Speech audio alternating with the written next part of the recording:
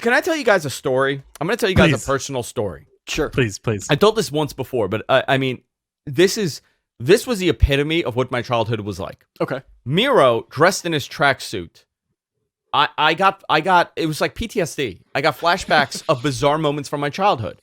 My grandfather hung out with a lot of Bulgarian guys. Okay. I swear, I swear I was making this. I swear I'm not making this up. I wish I was. Right. I don't know what business they were in together. My grandfather spoke Bulgarian for some reason. Okay. They were in some business where I would have, I swear to God, what Miro looked like last night is what would show up at my door at 12 in the morning. Sure. I swear to God, I may God strike me dead right now. I'm pretty close. He would have, like, there were occasions, this wouldn't happen all the time, but like at times, randomly, there would be like 3 or 4 Bulgarian dudes show up. All dressed as Miro. All dressed in that outfit, smoking cigarettes in the house. Right. Okay?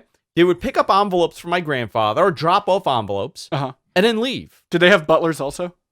No butlers. Okay. And I would hear them and it would be very loud, aggressively talking. And then sometimes driver's licenses would show up at my house for random Bulgarian guys. Oh, man.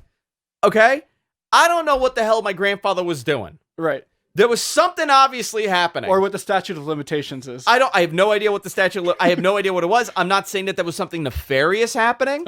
I'm just saying it's really bizarre for me as a child to wake up to cigarette smoke and men screaming in a very Eastern European accent and then leaving. So then is Rusev or Miro triggering to you now? It triggered, no, dude. It triggered this, and I still wonder, I'm like, what the hell was going on? Right. And my grandmother would like be making food for them. So they would show up and then they would sit in the front of the house always. My grandmother would like get out in her nightgown, put on like a jacket and like make something for them. And then they would like sit there and just discuss business in Bulgarian. And then there were licenses that would be all over the place. All right, so case closed. They were just there for the cooking. They were just there for the cooking at midnight. Yeah. That's what it was.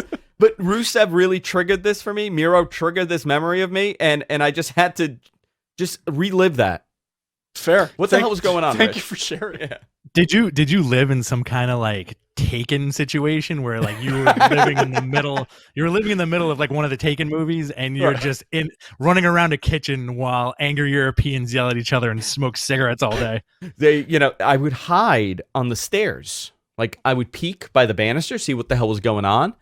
And then my mother would be like, get back in your room. Your past was just deleted scenes from Taken 2. Did I ever tell you the story about how the FBI showed up at my house and I fell down the stairs in front of them and they laughed their ass off? Oh, man. Boy. The bank that my mother worked at was being investigated for embezzling money to Greece. Okay. They would just like strap money onto old Greek women and then send them to Greece. So they were pretty much committing fraud. Okay. Yeah.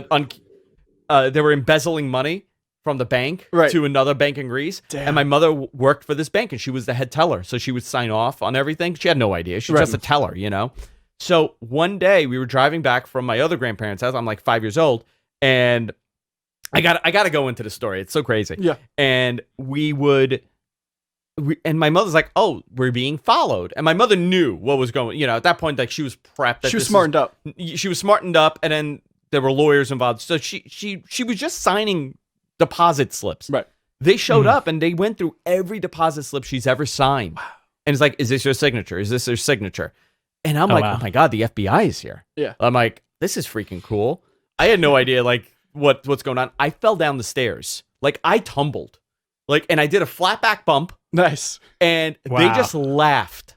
They just started laughing hysterically. Wow. Hysterically. I'll never forget that. Were you all right? I was crying. I fell down the stairs. I was 5 years old. Fair. My mother worked for Atlantic Bank. The guy that was supposed to go to prison got hit by a DUI ambulance, dead on the spot. He was supposed to go to prison for like 20 years. Wow. Dead on the spot.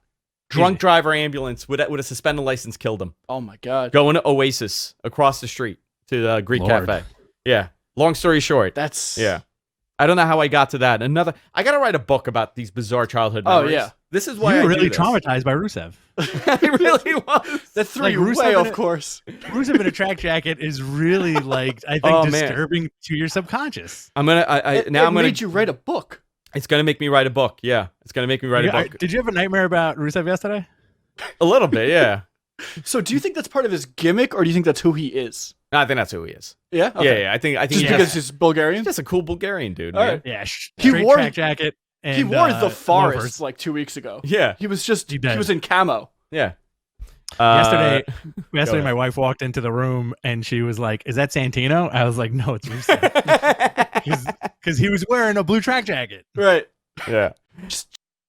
Hey guys, thanks for checking out Mattman Clips. If you want to listen to a full episode of the show, click on one of the links below and be sure to subscribe to us here on YouTube and, of course, everywhere podcasts are available.